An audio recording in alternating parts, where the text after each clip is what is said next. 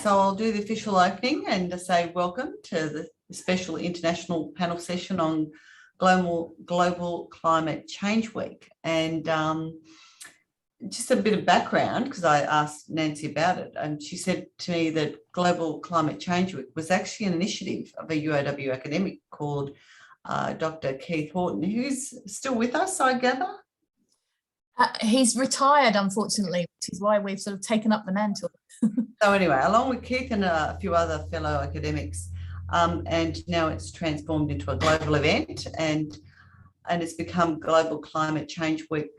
We're celebrating it and showcasing it for several years now at UOW, and I think it's actually really, really exciting that we're now looking at how we're the research and the action that we're taking across all of our global institutions to combat climate change gets the opportunity to be showcased.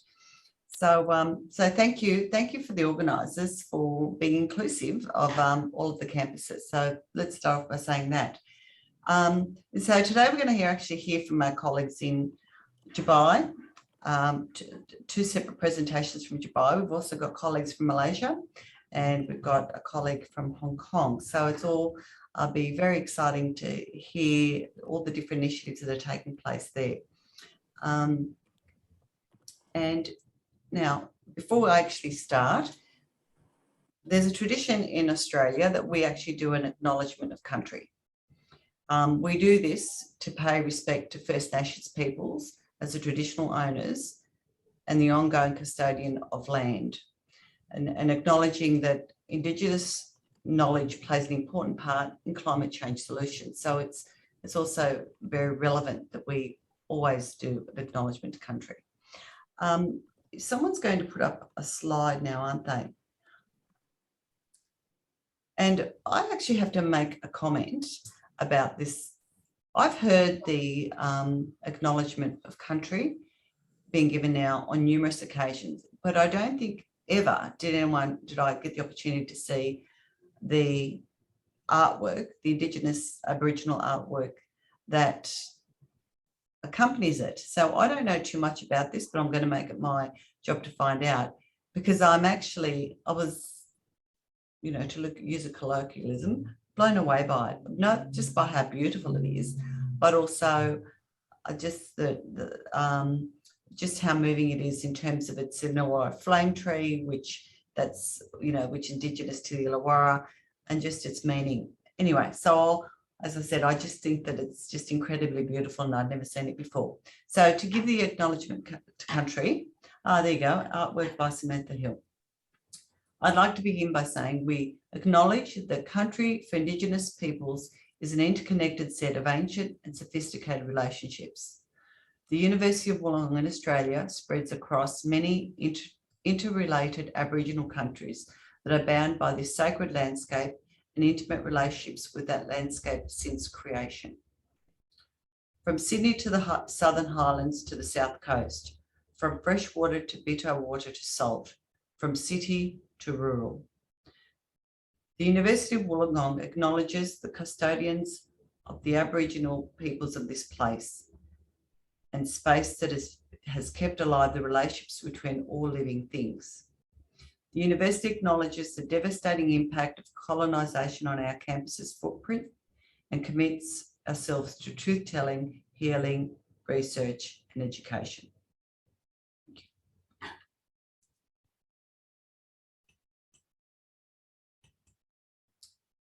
So I think it will now move straight into our presentations. So the format's going to be that we're going to do around about 10-minute presentations, time for a couple of questions, hopefully, and then we'll move on to the next presentation. But before we do that, I'd like to first introduce our first speakers, and they are from University of Wollongong in Dubai. And we have, did I see just Alison and William? Is Stephen joining you this morning? Yep, he's there too. Okay, so we have three of our associate professors from UOWD joining us.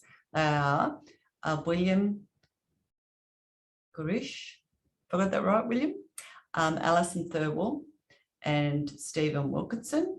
And they're going to be speaking to us about the sustainability work they have been doing at UOWD. Actually, they've had a sustainability committee going for a while. So William is from the School of Humanities, Social Sciences and Health at UOWD. And is a discipline lead for the Masters of International Relations. Alison, who has been at UOWD quite a while, is from the Faculty of Business at the University in Dubai, with research interests in the management of workplace conflict and its implications in a range of international settings. Stephen is from Engineering and Information Sciences, where he's the head of Smart and Sustainable Cities Research Cluster, and has a broad research interest in the fields of sustainability and environmental awareness in practice. So over to you.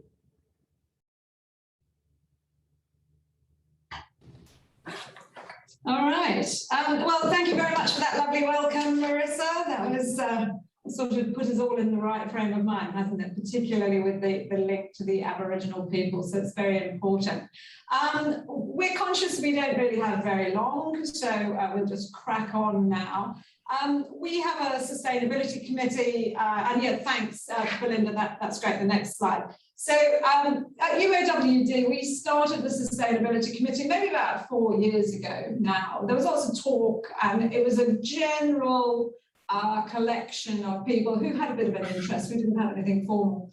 And so we got ourselves together and decided we needed to do something, because we're conscious, particularly where we are in the Middle East, there's a great deal of reliance on things like plastics, single-use plastics, unsustainable behaviours, you know, lots of things going on that we thought we could actually make an impact on, particularly on the campus. So there were people with this interest who got together, and we created this committee. And so this is the current USC membership. I mean, I'm sure it's like UOW, we've seen changes, people come, people go. And this is the current committee. So we're a mixture of academics, the 3 academics, and people from the other departments. So we have somebody from the registry, somebody from HR, and the property and services manager, who is a really important part of our committee.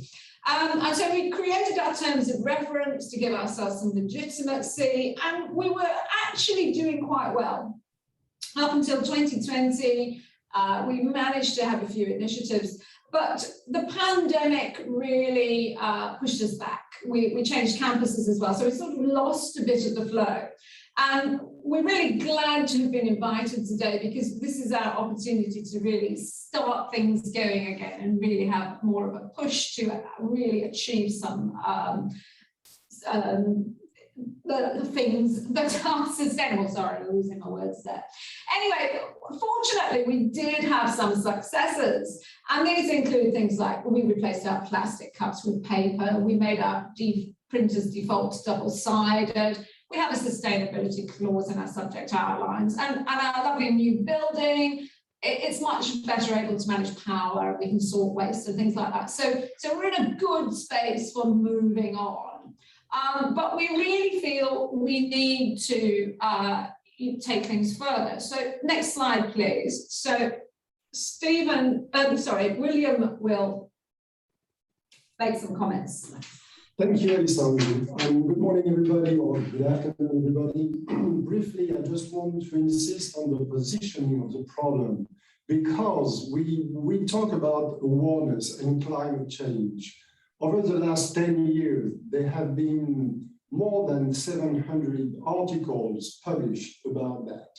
So we are not starting from scratch. Something which is very important, I'd like to point out that students and faculty, they are aware of climate change. It's a fact. The main problem that we find in the literature is to bridge the gap between awareness and action. So the positioning would be probably better if we say, well, it's not about climate awareness. Now everybody knows. It's how we start doing things to lead actions in the campuses. So the idea, so that also that we want to develop, is to gather good practice over the different campuses and to create this global network. Something very important as well, and I will also give the floor to Alison. Before, no, the slide before, simply something very important. We should change our branding or identity and to become an environmental or environment-friendly university. In terms of identity, but also recruitment, I'm pretty sure that it will make a difference, especially here in Dubai, because it's very topical, these changes, and the government will support the universities in this direction. So that's what I wanted to tell. And Alison is going to present the different, next slide, please. So what we can do and how we can start to create this global network on sustainability. All right, thank you, William.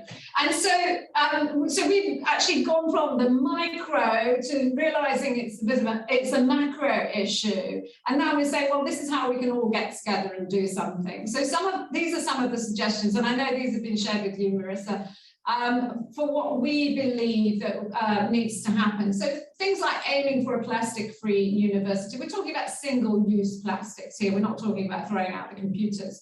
And basic things like people bringing their own water bottles, their own cups. I know you do things like that in Australia. We don't necessarily do that here, even though we've had some initiatives for this. And we can be better at things like waste management. Again, I know other countries do this better. We're starting to get into it in the UAE, but it's something we can spread across the other campuses too.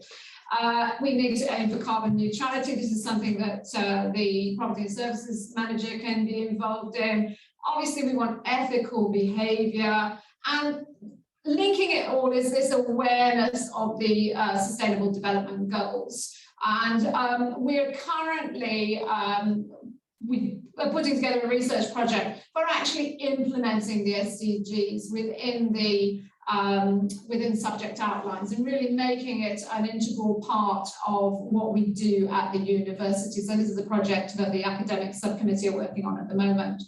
And there are lots of good results. I mean, one of the most obvious ones is save money, and we can save money just by changing our behaviour. But we can also recruit students and attract parents who are concerned by environmental issues, and we really get the students and staff more involved in communities' common interests. So these are just some of the areas. So next slide, please. So the way we think we can make this work is by integrating it into UOWGE's identity, saying we are a sustainable organisation, and obviously UOW as well. So we want to do things like, well, we're suggesting that every campus has a sustainability committee, and we'd like to work together to really share ideas, because we know our colleagues on the other campuses do sustainable work, and we want to learn from them, and hopefully they can learn something from us as well. So if we have a global network, we should be able to share the good practices, and we can do things like maybe having a competition, for example, to show how eco-friendly we are. So we want to do things like reduce our carbon footprint and really push ourselves as this eco-friendly organisation. So next slide, please. So moving ahead, as we said, we'd like to develop university sustainability committees for all campuses, so USCs, and have them linked together.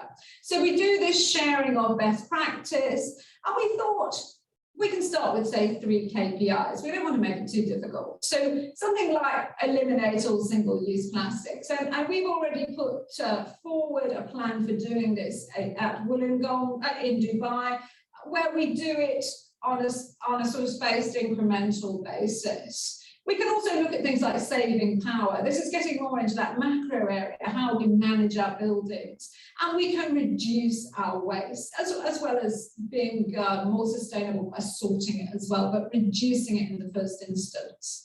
So what we're trying to do is push ourselves further. We're trying to achieve these SDGs, particularly in relation to climate action. And we think if we get together, we can actually do a really good job and do this. Because, as William said, we have the knowledge. I mean, everybody knows that there's a problem. I'm no youngster, And we were talking about this at school when I was at school in the UK.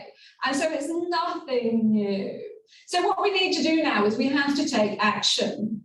And this is really the message that William and Stephen, who's teaching at the moment, we would like to push forward, and this is our recommendation for something that come from this meeting today. So next slide, please.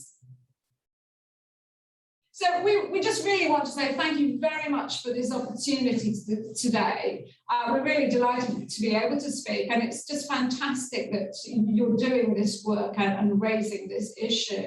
So if anybody would like to contact us, here's our email address, and we really look forward to working with everybody. So thank you very much. Thank you. I think I can hear a round of applause. Thank you very much, Alison and William.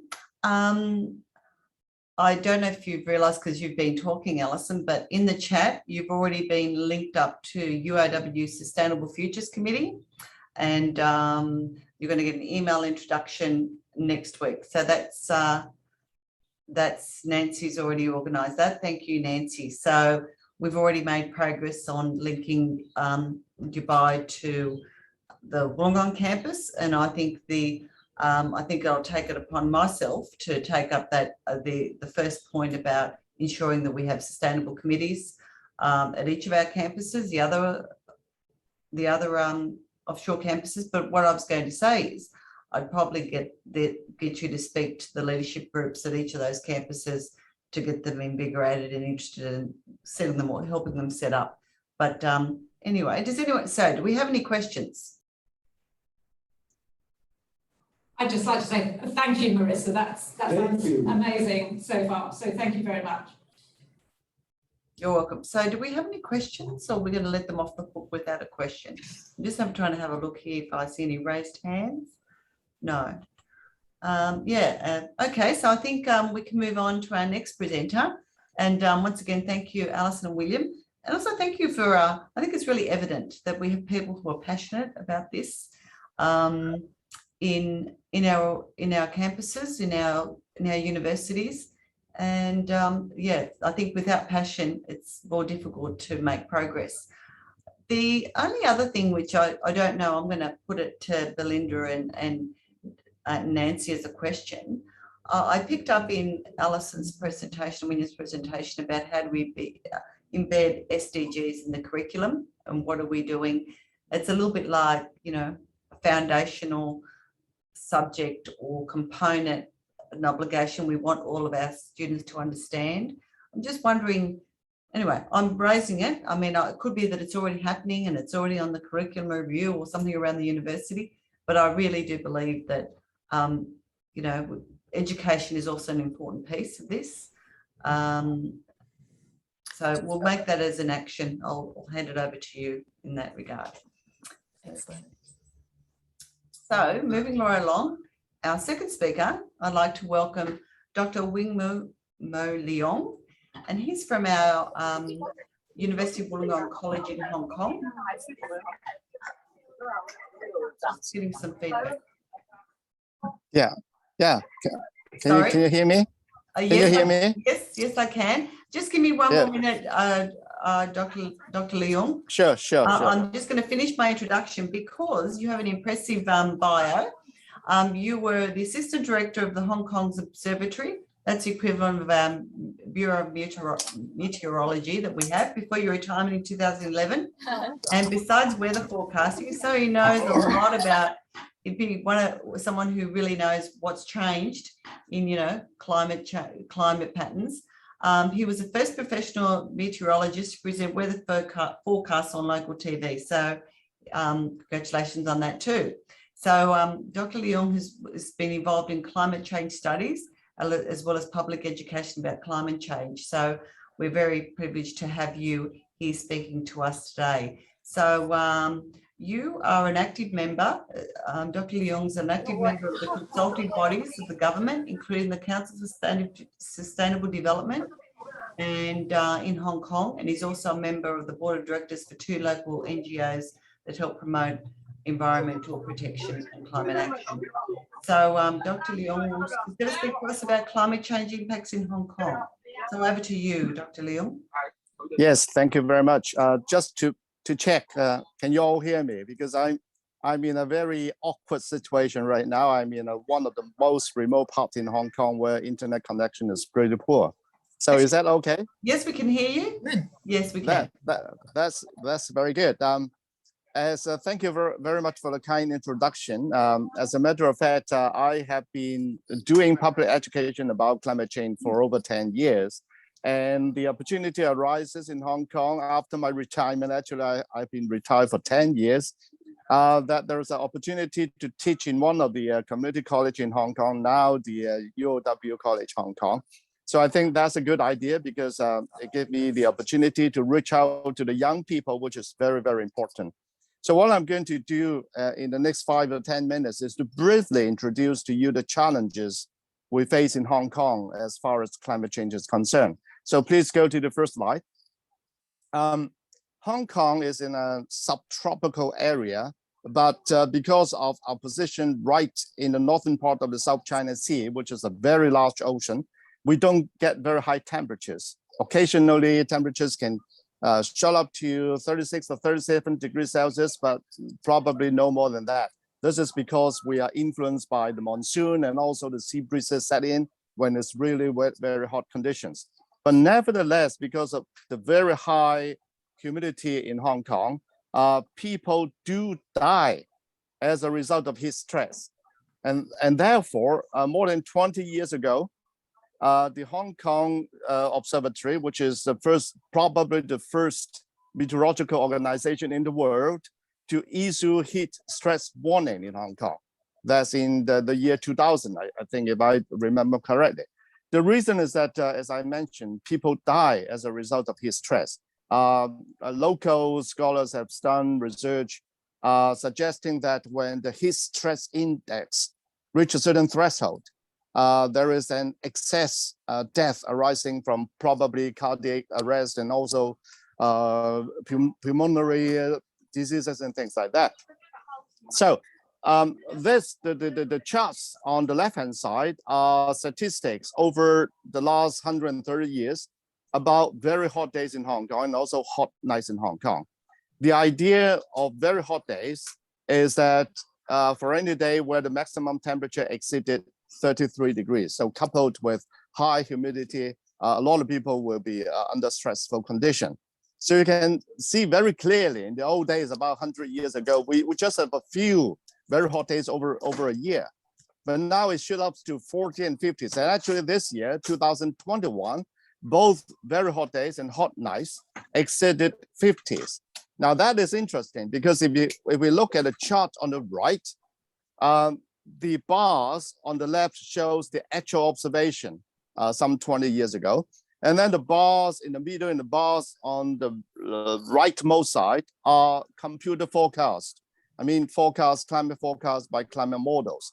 Now you can see that in the middle of this century, the forecasts generated by the climate models are such that we're going to have very hot days in around 40 somethings. Now that is scary because right now, this year, 2021, we already have number of very hot days exceeding the forecast for the middle of this century. So this pointed out that climate forecast by most climate scientists and climate models tends to be conservative. If the climate forecast give us a message that something bad is going to happen, then you should prepare for something even worse because climate models are pretty much conservative. So that is about the heat situation in Hong Kong. So let's move to another threat in Hong Kong in the next slides, please, which is, of course, typhoons. In Australia, I don't think there is any typhoon in Dubai and obviously not in UK. But in Hong Kong and also in Australia, we do have a number of typhoons or tropical cyclones. It is one of the most disastrous natural killers in the history of Hong Kong. In the past, we have more than 10,000 people killed in individual typhoons. And the pictures I show here are the damages inflicted to Hong Kong 3 years ago. That is a super typhoon coming very close to Hong Kong. So we have scaffolding collapsing, we have windows being broken, and also very amazing, you see a rock. This is a rock being pushed by the wave up the seawalls. And that is incredible because the rocks should be at least a few tons in weight. Now, just a couple of weeks ago, we have another typhoon coming close to Hong Kong. And because of collapsing scaffolding, a worker was killed. And that is very sad to us. Now, the important thing about the typhoon is that so many people are killed. It is basically because of storm surge. If we look at the right top table, the return period is based on the statistics of the Hong Kong Observatory for over 100 years. And then if the sea level reaches a level of 3.5 meters above chart datum, which is about 1 meter above mean sea level, then this is classified as a 50-year event with the current sea level. Now, the next two columns are projection into the future. If the sea level should rises by 50 centimeters or 80 centimeters, then the return period will significantly reduce. And as a matter of fact, suggested by this table here, if the sea level rises by 82 centimeters, then a storm surge of a severity of 3.7 meters would be a 2-year event. So the frequency becomes 25-fold increase from a 50-year event to a 2-year event. What is scaring to us is that IPCC, the latest report of IPCC, suggested that the possibility of high impact but low probability of sea level rise up to nearly 2 meters cannot be ruled out. Now, if that is the case, then I think, Hong Kong will be disastrous because the shoreline will be completely covered with seawater during the onslaught of typhoons. And then the next threat is about water supply. So please go to the next slide. For young people in Hong Kong, I'm working with a bunch of young people today, actually shooting filming outdoor. They have no idea of water shortage. To them, water is those things that come out with a tap, come out from the tap whenever you open the tap. But if you live in Hong Kong long enough, you will see scenes as depicted in the middle picture. This is a picture showing people lining up for water from the public tap. And water will be supplied only for 4 hours every 4 days. And that happened in 1963. And that is a very bad situation. But just a couple of years ago, we have pretty bad drought in Hong Kong as well. If you press the return button once again, it shows a picture of a very scenic reservoir in Hong Kong. This is actually an agricultural reservoir. But then the picture in the right bottom shows what it looks like at the beginning of this year. It's completely bone dry. So people were afraid that the bad drought of 1963 could be a reality this year. But luckily, we do have quite a lot of rainfall. Now let's go to the left side of this slides, in particular, the left bottom slides. It shows the standard precipitation index, which is a reflection or indication of drought or heavy rainfall. Now, if those sections depicted by black line are past observations, so we do have years with more rainfall and years with less rainfall. This is just natural because weather is always changing, right? But what is scaring to me is that on the right-hand side of this chart, the standard precipitation index, SPI, shows a much larger fluctuation.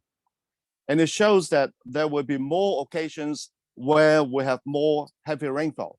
That's okay to me because Hong Kong has a very good infrastructure, so I don't worry about heavy rainfall.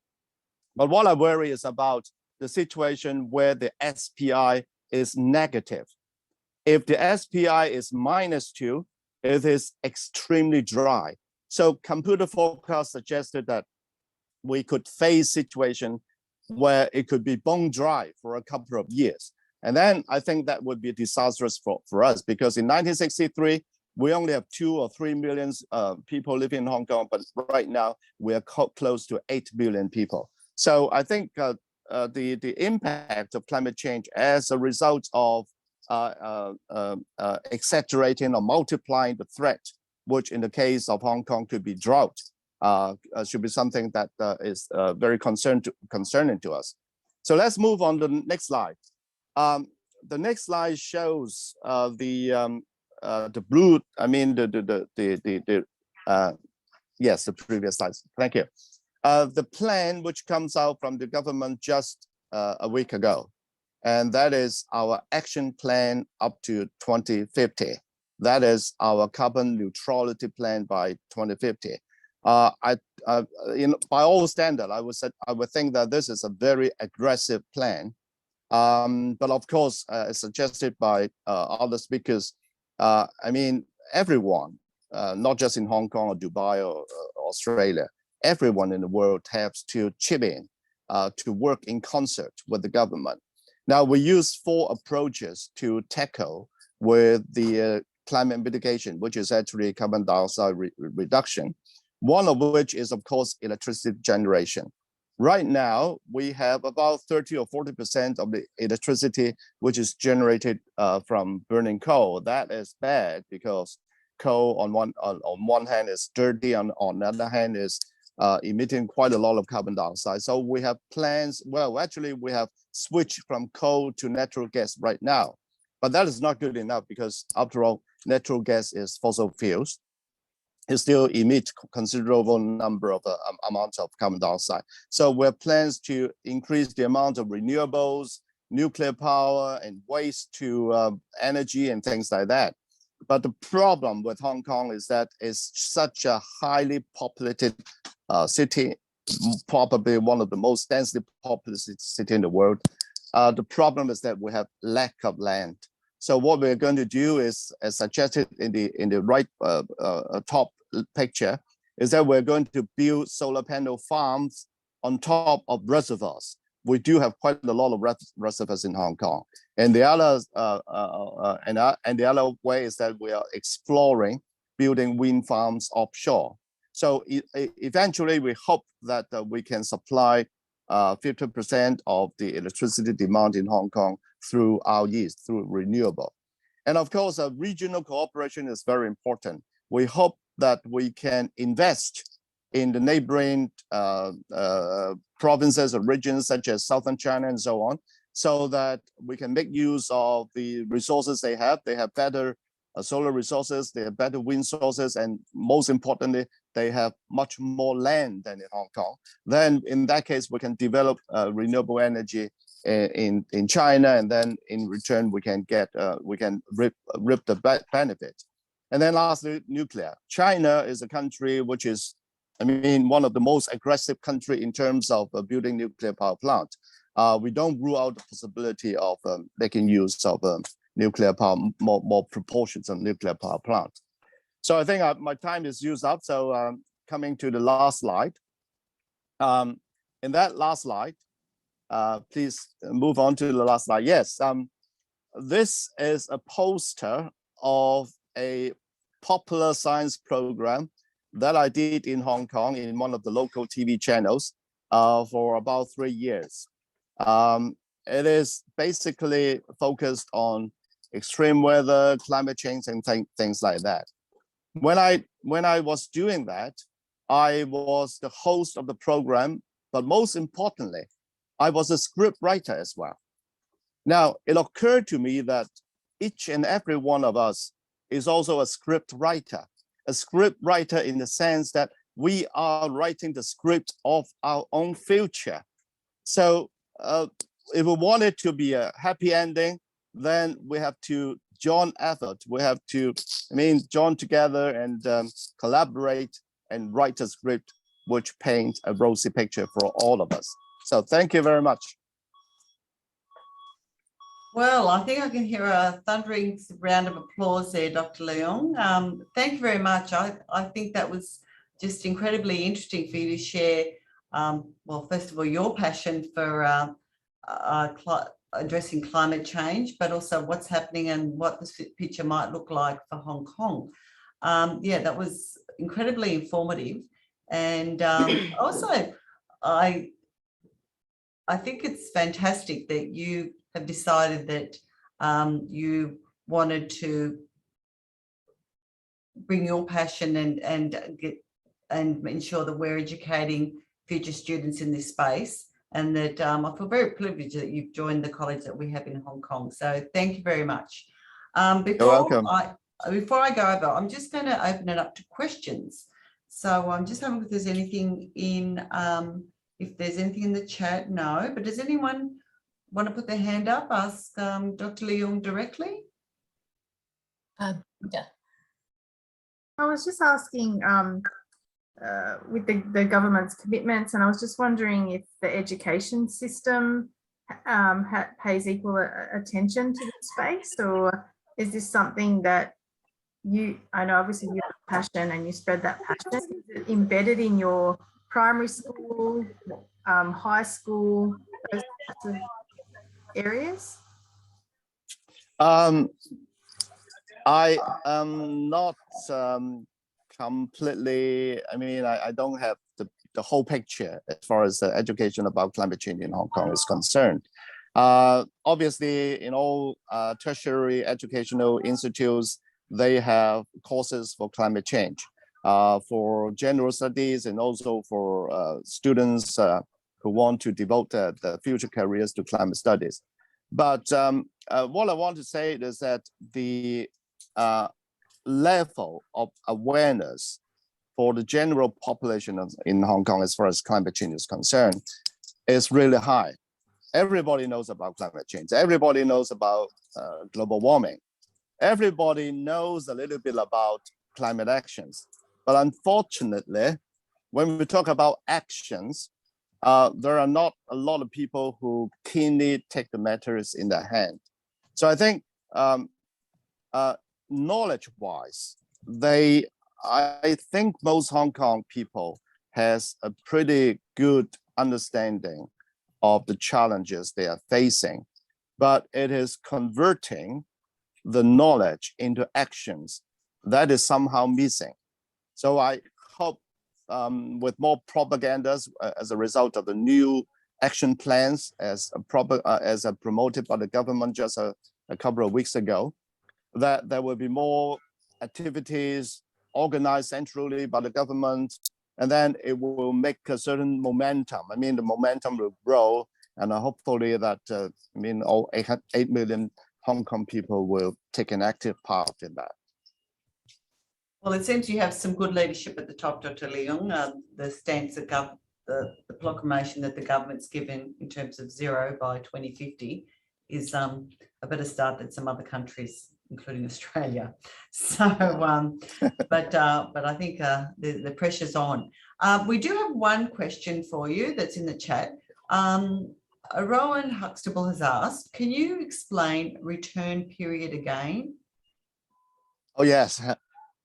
Very simply, if the return period of an extreme event is, say, 10 years, it means that this kind of severe weather event would not happen. I mean, let me put it that way. This kind of extreme weather event would happen on the average once every 10 years. So that is not some kind of events that you normally see. Okay, and so what I mean, the message that I want to show in the table in one of my slides is that the return period of a certain severity of extreme weather event will be very much shortened from 50 years to 2 years. So I mean, flooding in Hong Kong will become a norm in the future as a result of rising of sea level. And I miss out one important point, which is that those figures are considering the rise in sea level alone without considering the change or intensification of typhoons in the future as a result of global warming. Because right now, most scientists think that typhoons or tropical cyclone in the future would be stronger would last longer, and would bring us more rainfall. So that will be a recipe for disaster if we do not mitigate and take action about adaptation and climate change. I think that was a useful explanation, but also reinforced a very important point. So thank you very much. And I was going to say, you've got some, if you want to check out the chat, everyone loved your presentation, and there's lots of thank yous for you, Dr. Leung. So once again, thank you. So I'm just conscious of time, and our next speaker is, many of you may know our next speaker because she's been with UOWD, and she's our first female Dean of the Faculty of Business, and I am absolutely delighted to introduce Jaya. So Professor Jaz Payazi, and I'm going to call her Jaya, because I think yes. I'm taking a shortcut there, Jaya. So please. Jashari. And look, so you may know her as the Dean, but she's also Vice President of the Water for People India Trust, where she's really demonstrated her commitment to the UN Sustainable Goal number 5 through impactful research in women and leadership as well. So, so Jay's going to speak to us very briefly about how climate change impacts availability of water and the work that the Water for People does to provide safer water and sanitation in one of the poorest countries in the world. So we'd love to hear what you're doing, Jaya. Thank you very much. Over to you. Thank you so much, Marisa. Can everybody hear me? Yes. Okay, perfect. Thank you so much to this panel and for this opportunity to speak on this very important topic. I should qualify by saying that I'm not a water expert, and my involvement happened quite serendipitously sometime in 2017, when every year what I do is I do go back to India during my summer holidays, and I try to do some work to impact the communities around me, but particularly in the area of change, which is where my passion has been for a very long time. So I was doing in 2017 a 4-day executive development program for an institution called Indian Institute of Management, Bangalore, on how do you lead strategic change. And one of the participants was the country head for Water for People. So at the end of this 4-day session, she came up to me and said that we are going through a transformation. Can you be part of our board? So that's how it really started, 2017, when I started working for this organization called Water for People as a board member. What Water for People does is it helps bring clean water and sanitation solutions to some of the poorest countries in the world.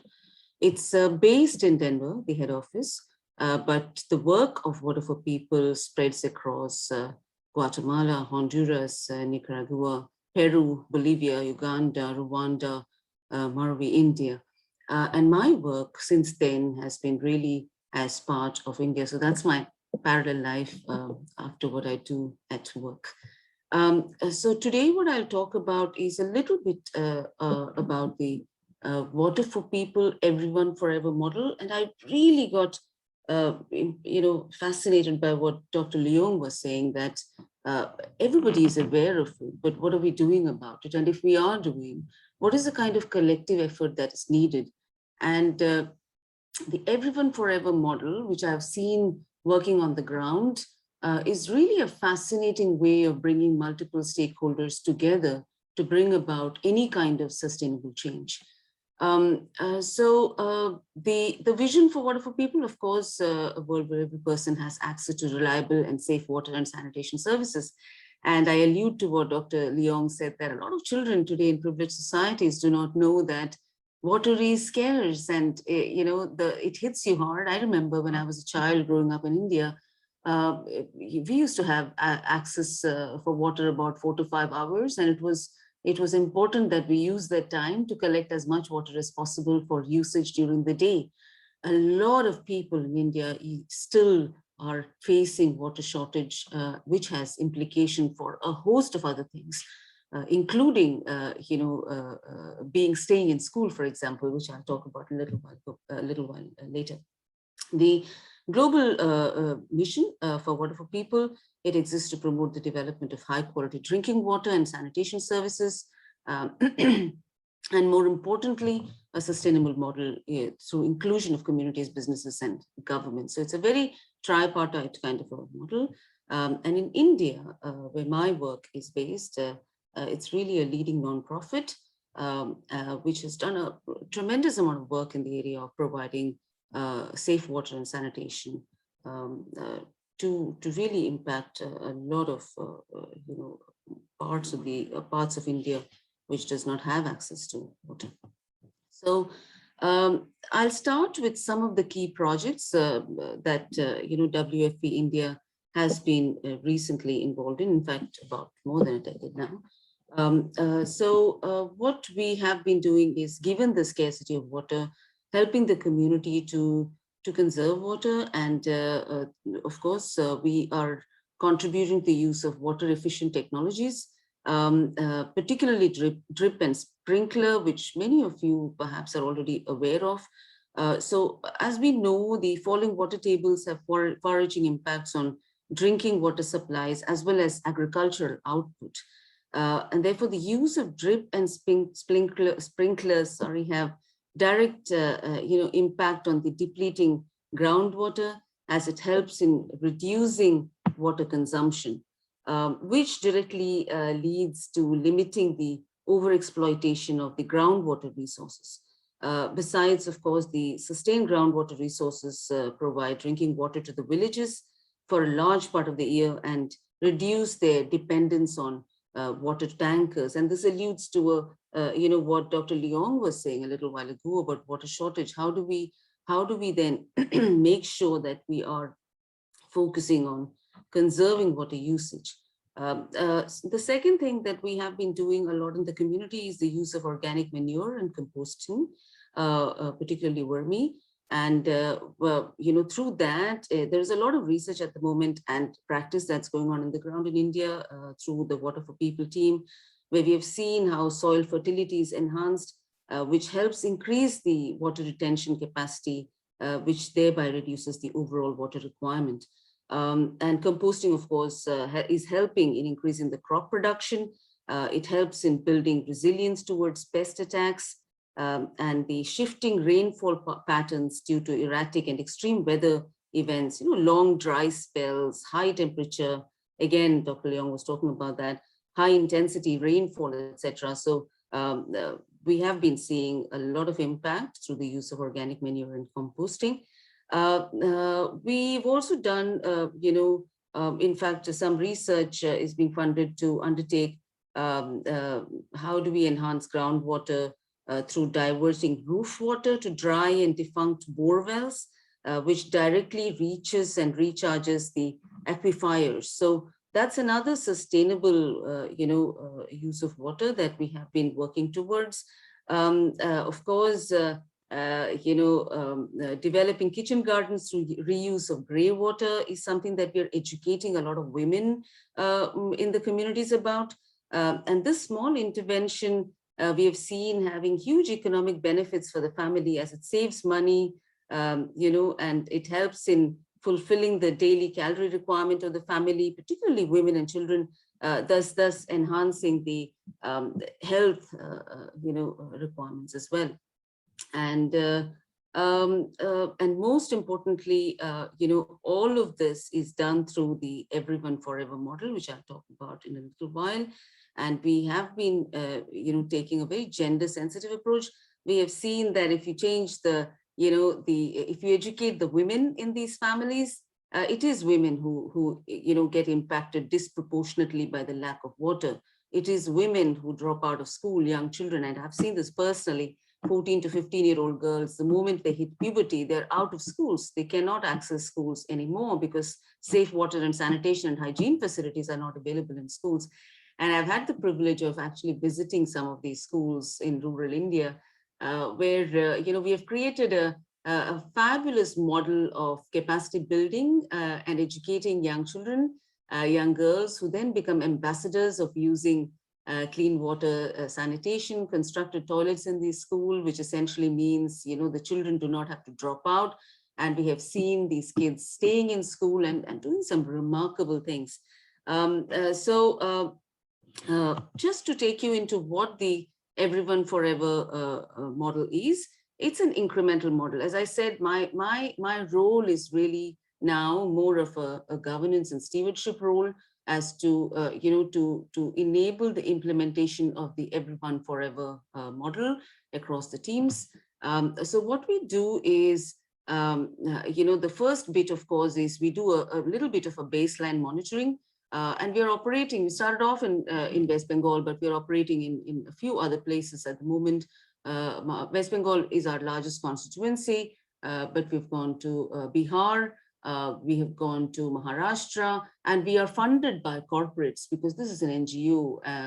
So we've had we've had a lot of involvement from ITC, but the most recent ones to join us is Colgate, Palmolive. We have RB. So that part, the fundraising part, takes up some time, and we do a lot of work there. So we start with baseline monitoring, and then we engage in some capacity building. There is also financial assessment. How do we make a sustainable model to ensure that we also impact the livelihoods of people? So we create some, sanitation hardware stores, for example, for the people in the community. So it's a very self-sustaining model. There is a lot of work that goes into water resource management planning. We focus on infrastructure such as construction of toilets, as I said, construction of, toilets not only in the community, but also in the schools. And then there is an annual monitoring and reflection. So this is the Building Everyone Forever model, where there's a lot of engagement with everyone within the community. And then we engage in the Forever focus, which is institutional strengthening and advocacy. We create a lot of change strategy, change related workshops within the community. We involve the government, we involve the rural panchayats, that operate at the level of the districts and the blocks. And here again, there is annual monitoring and reflection. Then once this change starts taking root, we only provide oversight. We just provide the, monitoring, the support and review. It's more of a consultative role. And once the constituencies, the blocks and the districts have reached 100% of the goals that we had set, then we usually just leave. I mean, the sustainable water services, our delivery are established, and the moment we see that things are working in an effective fashion, we exit that constituency. So the Everyone milestones is usually the household, the community, the school, and the clinic. The sustainable services, we usually engage with a lot of service providers, with water resource management researchers, administrators, governmental bodies, and also the service authorities.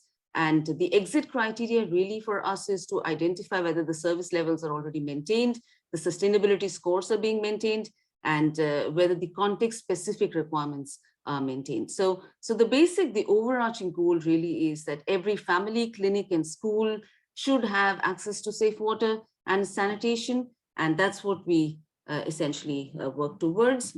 I am particularly interested and focus a lot of my time as part of Water for People on SDG 5, because that's another area that I'm quite passionate about, to try and make sure that children, females, young girls, they stay in school. And if you see here, the first picture where these young girls are sitting, so this is really fascinating. The last time I went to one of the schools in West Bengal, a rural school, was about 2 years ago, before COVID. Unfortunately, I've not been able to travel since then, but I was fascinated by the level of agency that these young girls showed in making sure. They also had a certain level of pride. So what we do is we identify, volunteers who are then trained in usage of safe water and sanitation, and keeping, even things like how do you wash your hands, for example?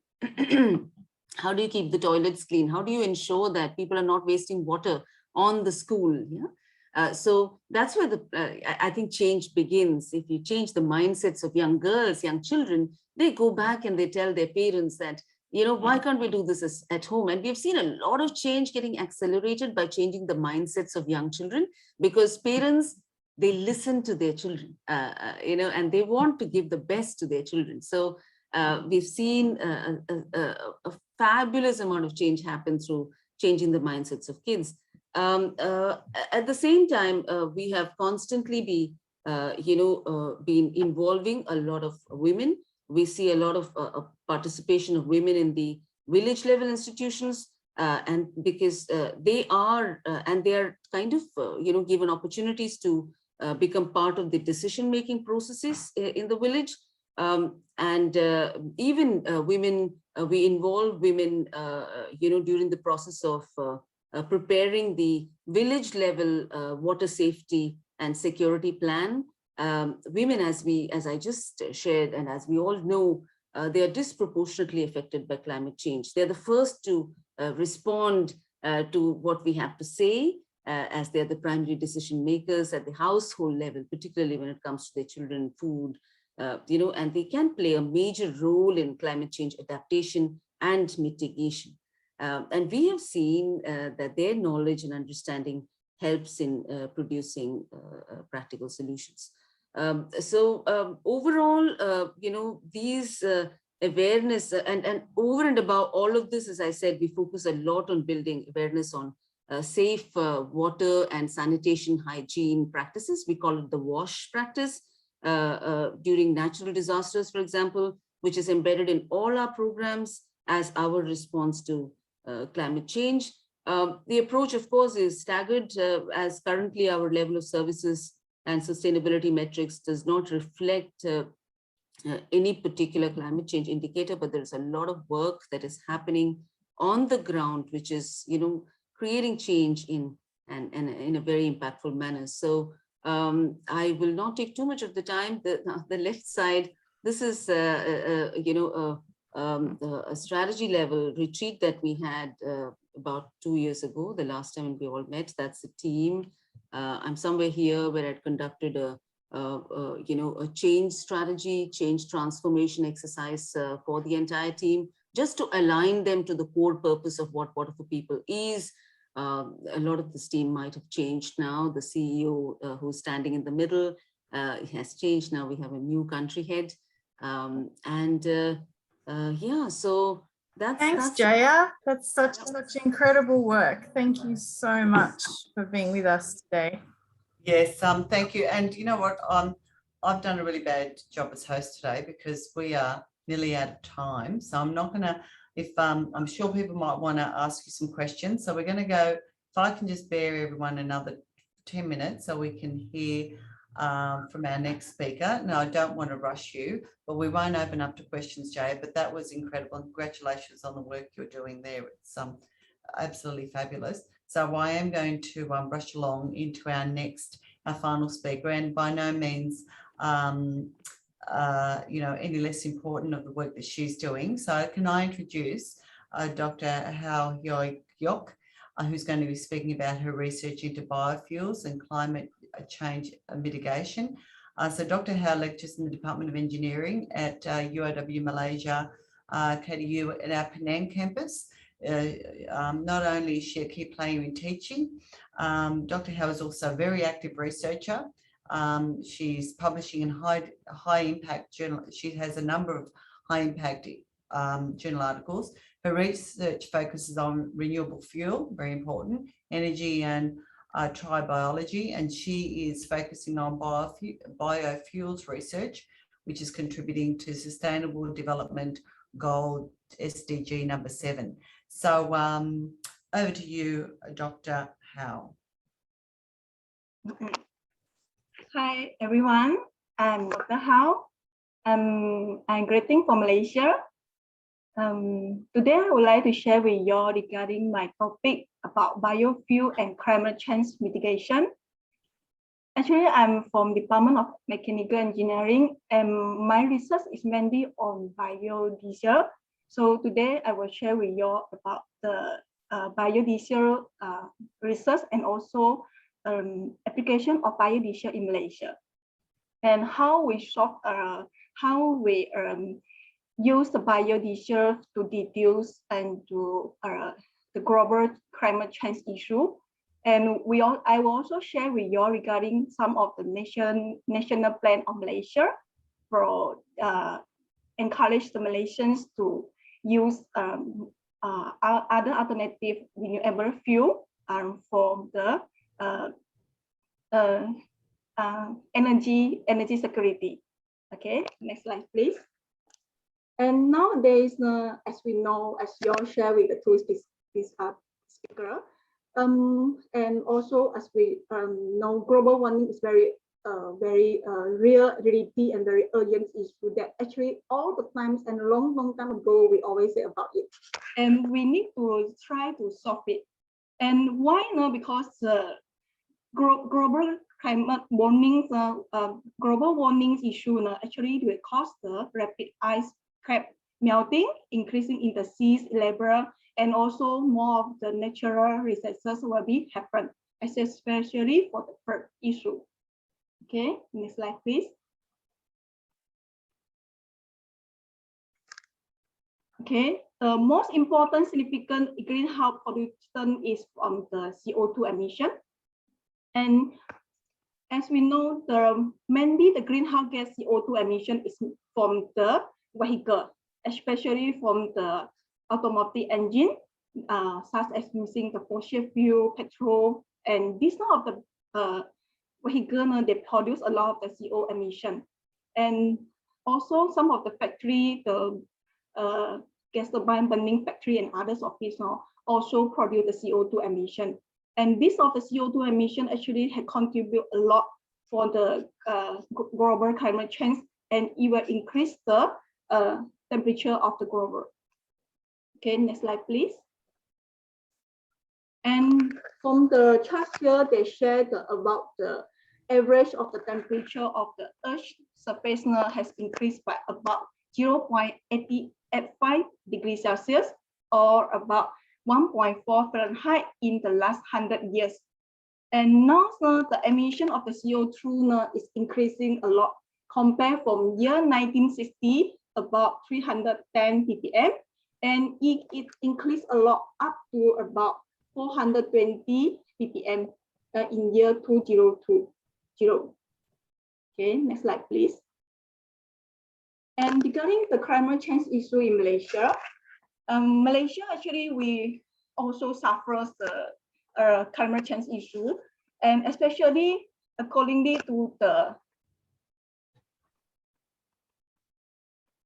Global Environment Center Director, he has mentioned that about year 1969 to 2015, the annual minimum temperature in Peninsular Malaysia has risen by about 1.4 degrees Celsius. And also, the sea level has risen by 5 centimeters on average from year 1993 to 2015. It is predicted to rise by 50 centimeters in Peninsular Malaysia and 1.06 meters in Sabah by the year 2100. And these are the issues actually for our small country Malaysia is a very huge impact to us, as it will lead to the coastal flooding and also erosion problem, as we may suffer later on. Okay, next slide, please. And why now we are always says the global climate change issue and how we want to improve it. So what amount of a lot of the renewable and alternative fuels, one of these we can use biofuel, especially biodiesel and bioethanol. This type of the biofuel development is mainly due to the energy security, depletion of the fossil fuels, and also due to the climate change issue. And other of that, the rural development and property elevation is also possible to improve the biofuel utilization from the agro industry. And among that, they have a lot of issues such as CHU deduction, job creation, and other of the technology issue that we will consider when we will use it for the biofuel development. Okay, next slide, please. And what is biofuel? Actually, biofuel, they have few types of it. They have the bioethanol or biomethanol. They are mainly using for petrol engine. And also, there we have a biodiesel. Biodiesel is mainly using from the diesel engine, or we say as a compression emission engine. Among that, mainly biodiesels is their productions very different from the bioethanol, and their use and application also will be different. Okay, next slide, please. And here is the feedstock for bioethanol. It's mainly we are using it from the food crop here. For example, the sugar, sharecrop, and dinoceraceous crop. So mainly we're using from our food source. And the bioethanol process now, we are using the fermentation process. And it can have the first generation biofuel and also the second generation biofuel. And now people also looking for the food crisis problem. So we are looking for other type of the alternative biofuel feedstock, such as we are trying to using the non-edible feedstock for the biofuel production. Okay, next slide, please. So now I will share with you regarding the biodiesel. Biodiesels, their production is mainly through the time esterification. It can be through the catalytic method and non-catalytic method. And the biofuel, it will depend on the fuel itself. For example, the oil. So first, before we produce the biodiesels, we will check the fuel, the characteristic, the density, their viscosity value. So then we will decide from the catalytic method how many % of the chemical solvent we need to use it for biodiesel production. Okay. And among that, the catalytic method is the most common use. And for biodiesel feedstock, there is depend on the country of origins here. So for example, in US, they are mainly using from the, sorry, for the next slide, please. Yeah, thank you. From US, they are mainly using soybean oil. And for Euro country, EU country, they are mainly using for rapeseed oil. There's about 80% dominance, and about 10% they also can using for sunflower oil for Italy and French country. In Malaysia, we are mainly using palm oil, and also we also trying for searching for non-edible oil such as jatropha. And jatropha is also quite mainly available, especially in India and also in Indonesia. And other countries, they're also using the linseed oil and also cottonseed oil. So actually biodiesel, their feedstock actually is quite a lot. And it can be easily to convert it to the biodiesel feedstock production. Okay, next slide, please. Yeah, here is an example for the biodiesel feedstock. For example, palm, rapeseed oil, soybean, coconut in Philippines, and also jatropha. And jatropha now actually a lot of the researchers and also a lot of people, they are consuming it a lot because due to its high biofuel production yet, and also due to its non-edible oil, so it can help a lot for the biodiesel production. And also we also have looking for waste cooking oil. Waste cooking oil actually when we cook the food, they have some of the waste oil that where it's unused. So we try to utilize it and try to convert it now for biodiesel. But instead of it now, the conversion rate now, because it's quite dirty and quite risky of the waste cooking oil, so we may need to go through for two type of time esterification process for the biodiesel production. Okay, then next slide, please. Here is an example from the plantation available especially in the Southeast Asia. So for example, palm plantation is a lot, especially in Indonesia, Malaysia, and there is about 85% is from the palm oil production is from the Indonesia and Malaysia. And coconut plantations is quite commonly habit in huge area, especially in Philippines. And also another one is the Jethropa. Okay, next slide, please. Among of the biodiesel feedstock, palm oil, it can be said can be achieved a higher biodiesel yield, and it also grow well in tropical weather. And from palm oil production, normally we can up to about 95 or 90%, even more for the biofuel oil production. Then actually the yield is quite a lot compared to other type of the biofuel feedstock. Okay, next slide, please. So from the non-edible oil, not only Jethropa, people also looking for mahua seed, neem seeds, and also the Pongamia pinanta. These are the non-edible oil, especially is quite common in India. The people are looking for it, and they're not only from the, they're also helping for the rural development and for the farmer. So through the plantation, we sell the seeds and also the feedstock oil.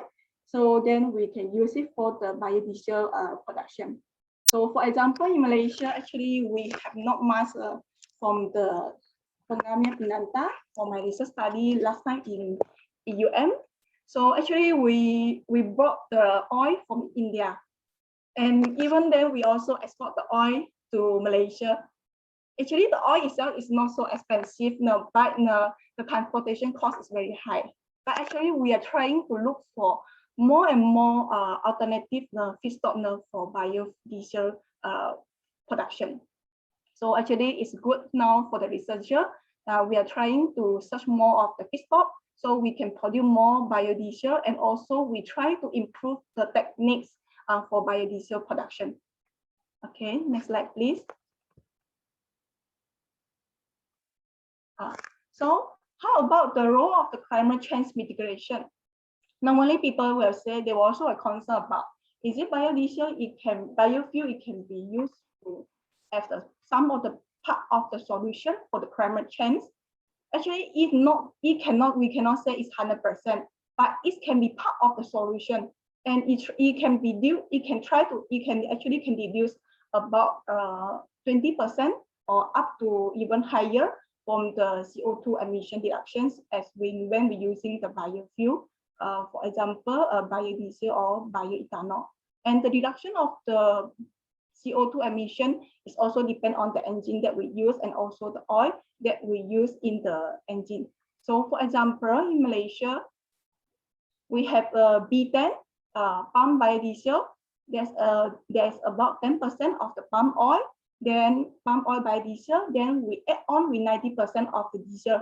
So we use the 10% of the biodiesel, palm biodiesel, and we run it in our vehicle.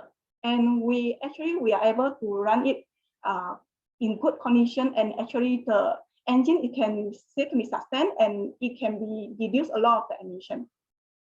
And biofuel actually why people are like to talk about it, like to use it from the vehicle, especially using it as a renewable fuel, because it's compatible with the natural carbon cycle, and it's also as an alternative fuel for reduce the greenhouse gas, especially for transportation.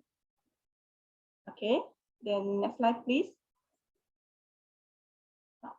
So now I'm sharing with you regarding the carbon cycle and biofuel. People always question about how the biofuel can be reduced carbon emission. Actually, first we will have we plant a crop here, and the CO2 actually is part of the Earth's natural carbon cycle. Then we circulate carbon through the atmosphere, plant, animal, ocean, soil, and rocks.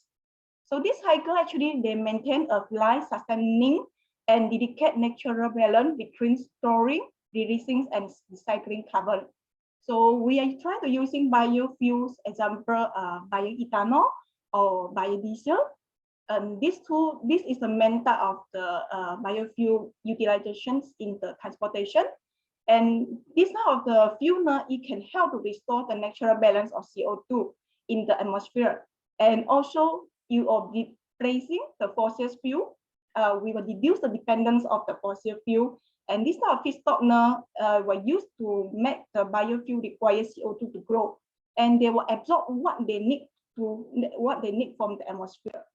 So those all the CO2 released when biomass is converted into a biofuel and burned in the automotive engine, and it will be captured when the new biomass is grown to produce a more biofuel. So actually there is a cycle from the biofuel from the crop and to the automotive, and then it absorb it again. So it will be the cycle. Dr. Howe, I am going to have to ask you, because we're really running out of time, and if it's possible for you to do the next slides in 2 minutes, please. Yeah, thank you. Okay, then next slide, please. So now actually in Malaysia, now we are trying to have the increasing the plan of the for the reduction of the energy consumption. And just now the Dr. Leung also mentioned the Hong Kong also have it. So Malaysia now actually we are planning to reduce the greenhouse gas emission by 45%. So up to now actually we are able to achieve about 33%. And also one of the main concern issues is regarding the land area while using the forest for plantation. So actually in Malaysia now we try to retain at least 50% of the land area under the forest cover. And the area under the forest cover in Malaysia now actually is about 55.3. So actually we are able to try to reduce it, and we also try to control it. And also a lot of the program now is now is introduced to the school to increase the student to about the awareness of the climate change issue. Okay, next slide, please. And in Malaysia, actually, we're not using much ethanol. We don't have the bioethanol production up to now, but we are now focused a lot in the biodiesel. And now we have about 10% from palm oil, and also we are also trying to looking for jatropha biofuel. Okay, next slide, please. And so in Malaysia now we try to have increase the public transport utilities, and also from the bus. The bus now we are running for biofuel and also natural gas. And the industry also we are trying to encourage them for doing more on the research and utilize for the biofuel from the some of the application. And now the MPOB, the Malaysian Board of Palm Oil Board now also have introduced a lot of the program and activity to increase the knowledge of people about the biofuel and biodiesel utilization for energy security. Okay, next slide, please. So now, as we know that climate change issue is very serious and very we are quite concerned about it. So we have looking for biofuel and even for advanced biofuel for the utilization. And we hope now all the committee now will help now and take alert about this side of the issue. Okay, so this is about my presentation. Okay, thank you. Look, thank you very much, Dr. Howe, and I do apologize if you feel that I've rushed you here at the end, but everyone was supposed to have 2 minutes, and I think you've actually had more than 10 minutes anyway. So, but it was wonderful to hear from you, as it was from all our other presenters today. I'm not going to take any questions. I think what might be useful, Nancy, if we can share the presentations to all the participants here today, if that's okay. And also email addresses, if anyone has any questions, they can direct it directly to our presenters, if that's okay. But once again, thank you, Nancy, and thank you, Belinda, for organising this event today and for asking me to chair it. A special, obviously, thank you to our presenters, being Professor Alison Thirlwall and William Gueraiche from Dubai, Dr Leung from Hong Kong, and of Professor Jaya from Dubai and Professor Hao from Malaysia. Yeah, I can only say that it gave me a good feeling just to hear from all our talented, wonderful staff that we have across our campuses.